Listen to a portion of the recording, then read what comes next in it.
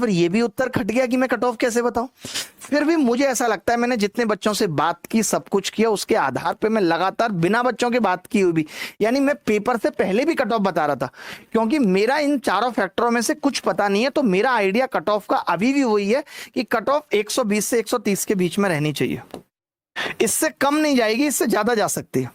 131 जा सकती है, 132 जा सकती है मैक्स टू मैक्स, या 126 127, मुझे ऐसा लगता है कट ऑफ रहनी चाहिए।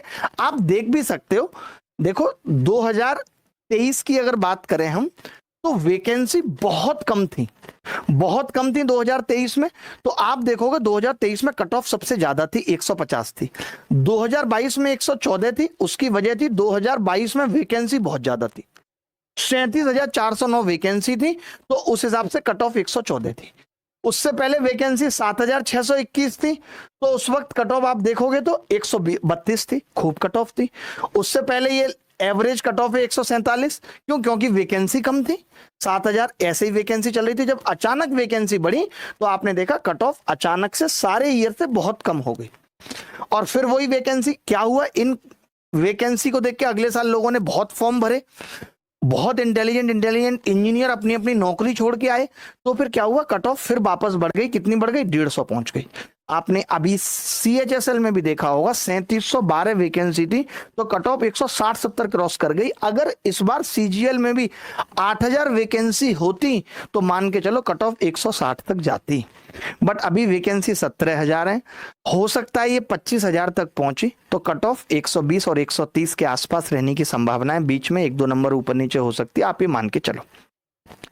अभी देखिए क्या हो रहा होगा, सबको ये लग रहा होगा कि मेरा तो प्री निकल जाएगा, क्योंकि जिस भी गरीब से गरीब बच्चे से बात करो जो दिमाग से पैदल है, वो भी 85 करके आया है। एक लड़के को मैं जानता हूं, पहली बार पेपर दे रहा है, 3 महीने तैयारी शुरू किए हुए हैं। मैंने उससे पूछा कितने करके आए हो, कह रहे 89 करके आए हो। मैंने सही बोला, एक आध गलत हो तो हो, नहीं तो सारे सही हैं। हर आदमी जो पेपर में टिक करके आता है उसको लगता है जितने उसने किए सब सही हैं। मैं ये बात गारंटी से कह सकता हूं, मैंने खुद इतने सारे एग्जाम दिए हैं, CGL ही नहीं। अगर हम किसी एग्जाम में सोच कर भी आए ना कि 70 के 70 जो आते हैं वही करेंगे, तो भी 2-4 तो कैलकुलेशन या फिर पेपर में कुछ और दिख जाता है, जैसे करेक्टली स्पेल्ड ही हमें पेपर में इनकरेक्ट स्पेल्ड दिख जाता है और 2-4 सवाल गलत हो ही जाते हैं।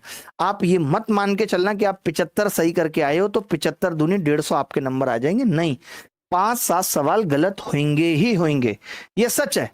और फिर क्यों इतनी फिक्र करनी है, 5-7 दिन बाद आंसर की आ जाएगी, उसके 8-10 दिन बाद रिजल्ट आ जाएगा। आप तो अपनी तैयारी जारी रखो, दिल कर रहा है तो प्री की तैयारी करो, नहीं दिल कर रहा तो मेंस की तैयारी करो।